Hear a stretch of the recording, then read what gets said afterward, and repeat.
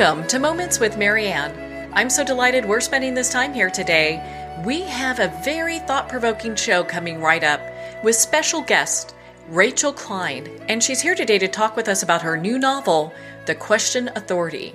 Now, Rachel has written for the New York Times, New York, More, Self, and Tin House magazines, and she is a produced screen and television writer.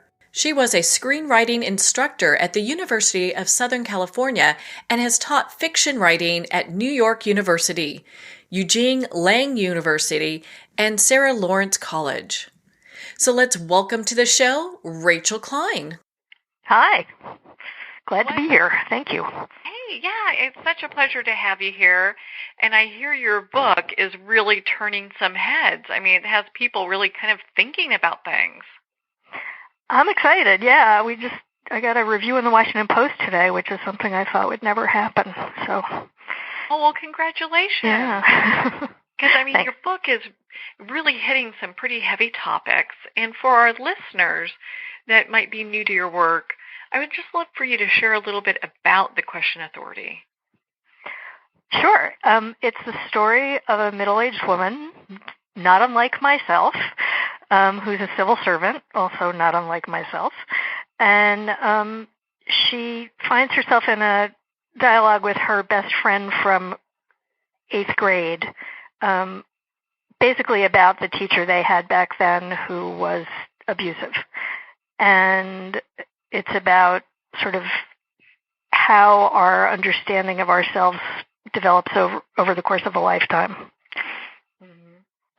Well, it's interesting because, I mean, I know me personally, when I've had talks with my girlfriends in regards to like, hey, you know, when the Me Too movement started, a lot of us came out and were like, well, you know, some of this has happened to me. And it's, you know, we've gone through this where teachers maybe been inappropriate or what have you. And so when you look at this, I mean, I think it's something that a lot of women can relate to, but I also think it's a very timely book. Sure, although I started writing it, you know, long before any of this was part of the public conversation. It grows out of my own experience, and with my own struggle to understand whether, you know, did this matter? How important was this?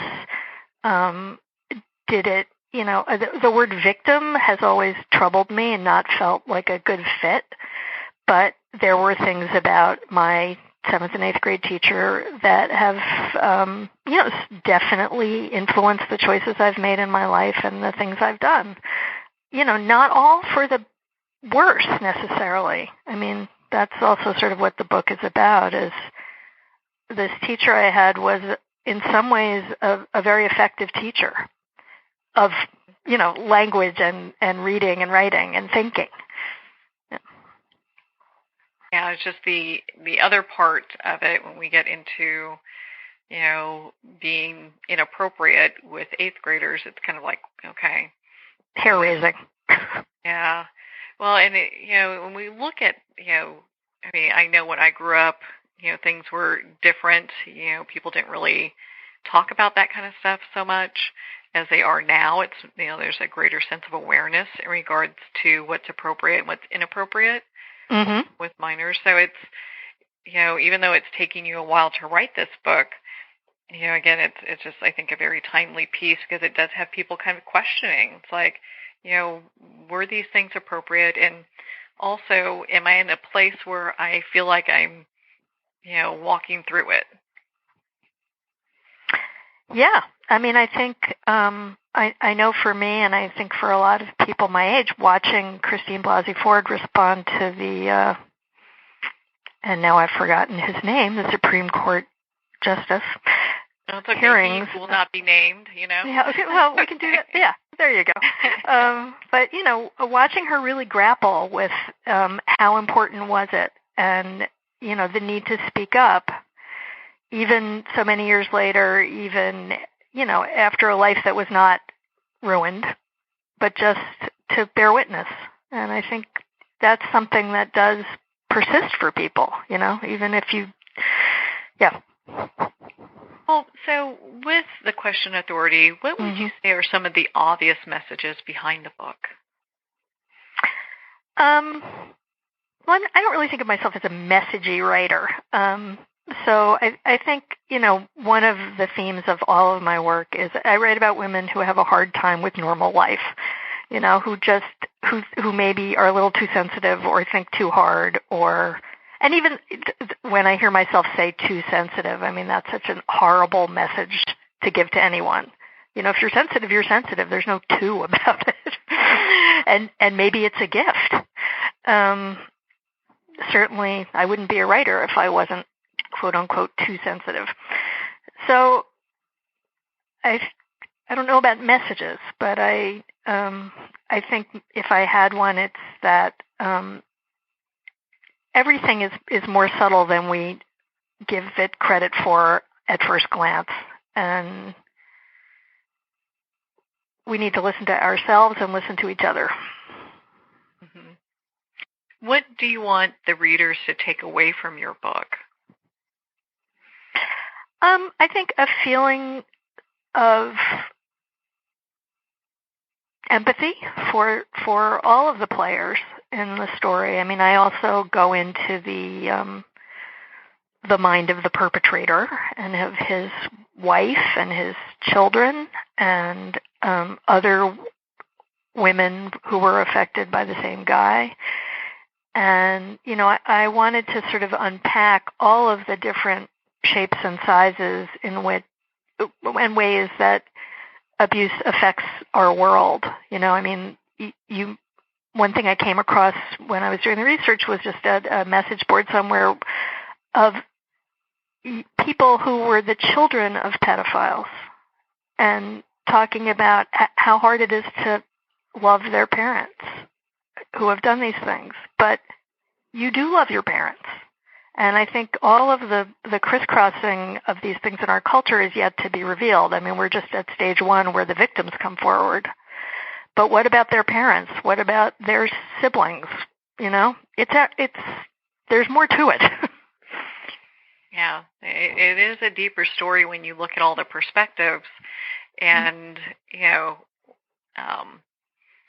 it's interesting. I don't even know how to verbalize this, but when you're looking at it from the perpetrator's point of view, it really it sheds another light on it, and I don't know. I find it very interesting sometimes, because when we look at how people, like how one person can really impact the lives of so many other people around them and have such a negative impact, it's this like huge wake of destruction they're leaving behind. Yeah, exactly. I mean, I think of it, as the when you throw a pebble in a body of water and the ripples, it just goes on and on and on. Yeah. Well, yeah, I know with the book, a lot of people are talking about how this is really kind of shaking things up and having, because it seems like the Me Too movement it's there, it's alive, but it's really kind of putting another lens to it. Well, that's a lovely way to say it. That I think is what I was trying to do. I mean, not so consciously. It took me forever to write because I couldn't find a way to tell the story that wasn't sort of too polemic, too much of an argument. I didn't really want to have an argument. I wanted to just peel away the layers of my own thinking over the years and and all the questions in my own mind.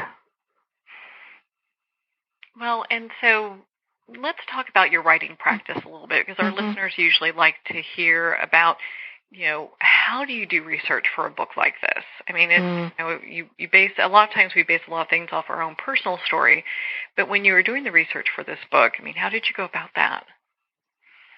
Well, one thing that happened was that I realized that because I had been affected by this teacher, I had been sort of unconsciously doing the research my whole life. I had been just uniquely attuned to stories in the press that overlap this story and to ideas in the culture that mattered, that sort of clung to it. So some of it I was sort of unconscious. The other pieces, I read very widely. I mean, I read some sort of self-help books about being a sex criminal, which I can't recommend. But on the other hand, unless you have a family member, in which case, it's important. I read about women who are sex workers. I read about, as I said, I did a lot of internet research, message boards, and, Reddit and what have you, people talking about their own experiences. And, I also tried to do a fair amount of legal research about sort of the age of consent and because the beginning story of my book is set in 1971, so the laws were different. Very hard to actually uncover what the laws were then because it's all state by state. And every time there's a little nuance changed in the law, it's a new law, and there's no one clearinghouse of all that, unless perhaps if you're a lawyer, there's a way to find it out. But ultimately, I didn't think the laws were the story. The people were the story. So I don't know if that helps. Yeah. Yeah, it's interesting because it sounds like you really researched this from many different perspectives. What would you say was one of the either most shocking or interesting things that you discovered? Well, I think I read this book called Out of the Shadows. It's sort of like like the AA book for sex addicts. And it's about the experience that they have, the sort of cycle that they go through of pinpointing on a target and building, sort of tracking and excitement around the target and, ultimately doing whatever act they do. And then you wouldn't necessarily think about this, but descending into this absolute pit of shame and self-loathing that ultimately is what the only way out of it is to pick another target. Ugh, right? I mean, it's so horrible, but it's also relatable because, that's the same cycle, that at least I can't speak for all humans, but, it's familiar to me. I feel like I don't go through it on that level of horror, but that the experience of shame and what it does to you and the difficulty of shutting down the voice in your head when it hates you, that people have to do desperate things to make that go silent is something I understand. How long I know this has been like a lifelong journey for you, but when you started doing the research for this book, when can you say like I actually sat down and started finding, information out for this book? Well, I had written a short story about this, maybe 20 years ago, and I had never published it or tried to publish it because I knew I wanted to go further. And after my last book came out in 2008 and really didn't get any kind of attention at all, I sort of said to myself, well, what the heck? You have nothing to lose. You can write about this subject that is fairly unpleasant that nobody really wants to read about. Why not? Since nobody's reading the book that you wrote that you thought everybody would want to read. So that was, around about 2007, 2008. It kind of gave you permission to go ahead and go forward with this book. Yeah. Yep. Well, if someone picks up your book and they're looking for a deeper message or a deeper meaning in your book, what do you think are going to be a couple things they'll pick up?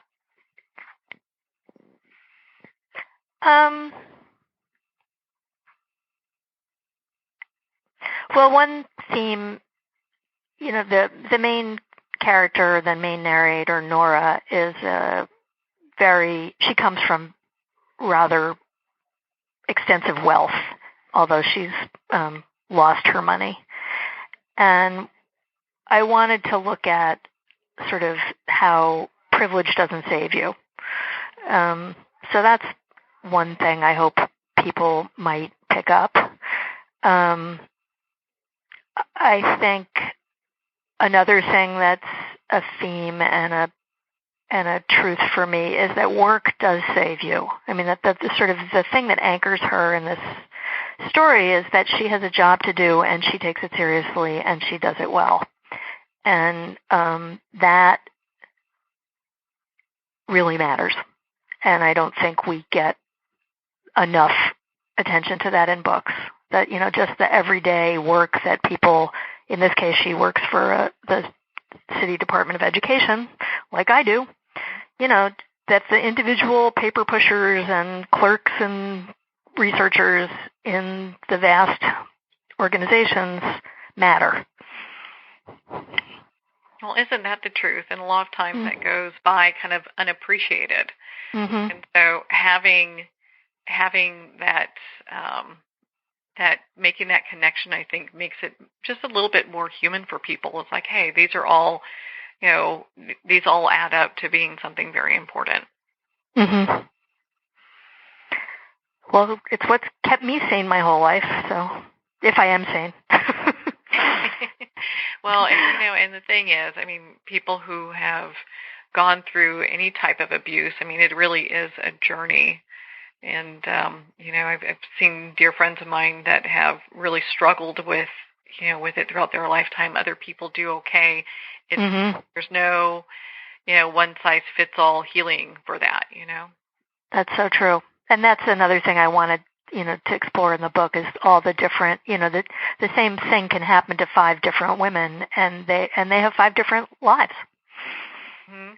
Different experiences from that. Yeah. Because, everyone takes that on and, they're dealing with it in different ways, so, gosh, there's so much that, we're not going to go too much into the book itself because, of course, it's a novel and we want people to pick up their own, the question authority.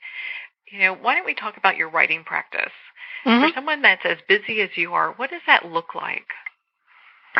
Well, at some point in my working life, I figured out, and I don't know how I figured this out, but that if I got up early in the morning and sat down to write before I had engaged with the day, I can have a cup of coffee, but I can't think about what to wear or, how I look or look at my calendar and think about what the next thing I have to do is. But if I just go straight from bed to the desk, I can be productive. And so for, some periods of my life, I would just, get up at a gruesome hour in the morning and do that before work. But at several points, I had been able to convince different bosses at different jobs that I could work, I could come in late on Fridays. So I'd come in at noon or 1 on Fridays. So then I would have Friday, Saturday, and Sunday of a solid morning of writing.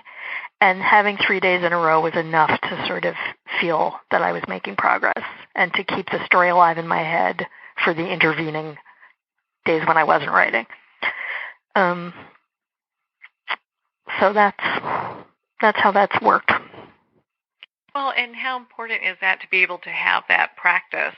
Because I think a lot of times when people think about writers, especially in books that deal with such heavy and difficult topics as the question authority does, they think that it really takes, years, and it's not really something that can be done in just little pieces, I think we do ourselves a terrible disservice when we think that way. Anything worth doing can be done in small chunks. And in fact, how does anybody ever do anything without breaking it down into small chunks? Yeah. It's the only way that when the first time I tried to write a novel, I had to sort of convince myself that isn't what I was doing. I was just adapting a story. Yeah, and then moving it from there. Well, and it's interesting because, as you were getting your book together, how many drafts did it take? Did you decide hey, okay, I'm going to go through this? Were there lots of edits to get it to the place that you wanted? I read an essay recently about, what is the definition of a draft? Is it the time you went through and changed everybody's name, or is it the time you changed the whole setting? So this book has been through, about 5 different versions. I mean, there was a version that was set in a call center, and there was a version that was, I can't even remember the things I tried to do. There was a version that was it was very abstract and experimental. That was it was modeled on the book of student writing that we did in my actual 8th grade class. So it was, and all of this is thrown out, hundreds of pages. In other books I've written, I haven't had to do this kind of throwing stuff out. But this book, I've written thousands of pages of this book, and it's funny because the final version that's published it's barely 220 pages. It's short, and the final editing process is always the same. I mean, once you've decided that it's done, then there's a thank God an editor goes through it, or in this case, I paid my ex-boyfriend to go through it, and point out the stuff that doesn't make sense or is confusing and all that. But that's the easy part. Yeah, to be able to pull that all together. Well, yeah. And it's always a journey, and it's interesting when books do become available. A lot of times that we look at it, and it's like, it's like this is such a timely piece. It's coming at the perfect time, but these are all things that take years in the making. Mm-hmm. Or not. I mean, I think it's also possible at times to write a book. Just sit down and write it in a couple months. People do it every November, and some of those I'm sure are good. Now, in writing this book, was there any part of it that you felt like was a kind of offering some healing? I think it was the whole process for me was very healing. And especially now, I mean, having it come out and hearing. It hasn't really gotten a lot of reviews, but I've been hearing from friends and friends of friends who've read it. And, it's so healing to have people say back to you that they understood what you were saying and that, they identify with the character or they, couldn't put it down. A lot of people have said that to me. I mean, that's really makes me feel like all of the effort and the hamster wheel of my brain was worth it. And that's healing. That it's okay and it can come together, And it makes sense to another human being. I mean, that this wasn't all just me talking to myself. Mm-hmm. Yeah, it's interesting. With the women that, was there anyone that you shared this book with that maybe was affected the same way that you were? Have you had any feedback? Well, I really feel like I've never met a woman who hasn't been affected. Mm-hmm. And all of the responses I've gotten, even from men, have actually, spoken to some version of encountering this behavior in their lives, in their young lives. Some people encountered it in their 20s. There were boys who, watched it happen. There's a message board on Facebook of my high school, which is a different whole story. But I was really moved by something one of the boys I went to school with said about just the guilt that he had experienced his whole life for not having spoken up about something that he knew was wrong between a teacher and a student. It's tough. That's a lot of responsibility to put on a child. You know? And, it just makes me so upset because we look at this and we expect for, adults to,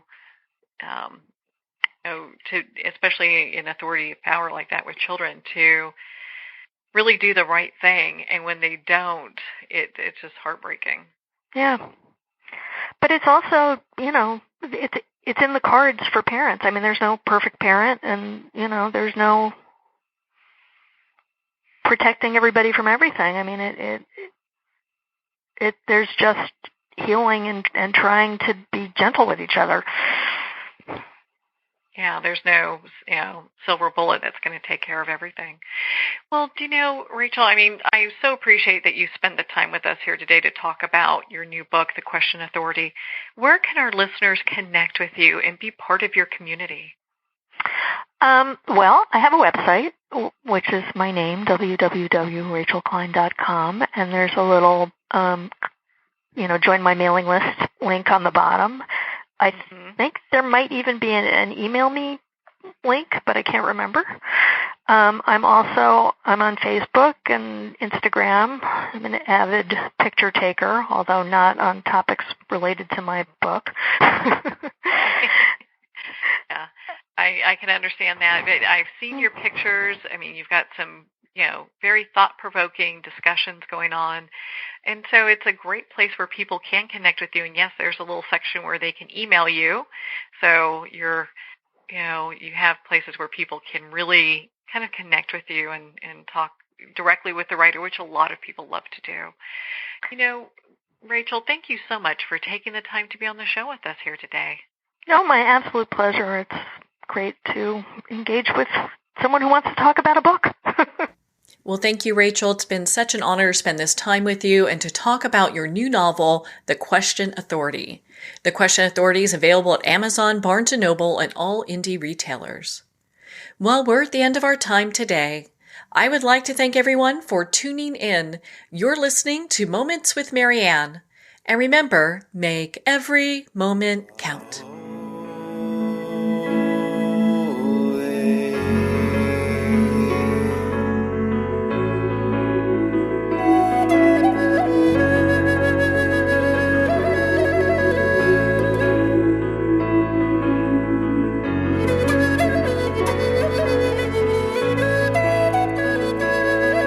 In a single moment, your life can change. Moments with Marianne is a transformative hour that covers an endless array of topics with the best of the best. Her guests are leaders in their fields, ranging from inspirational authors, top industry leaders, and business and spiritual entrepreneurs. Each guest is gifted and a true visionary, a recognized leader in her own work, and while teaching others to develop, refocus, and grow, Marianne will bring the best guest and sometimes a special surprise. Don't miss this. You never know just which moment will change your life forever. Moments with Marianne airs every Sunday, Monday, Thursday, and Friday at 8 p.m. Eastern and 5 p.m. Pacific Time. Make sure to tune in and visit momentswithmarianne.com for more information.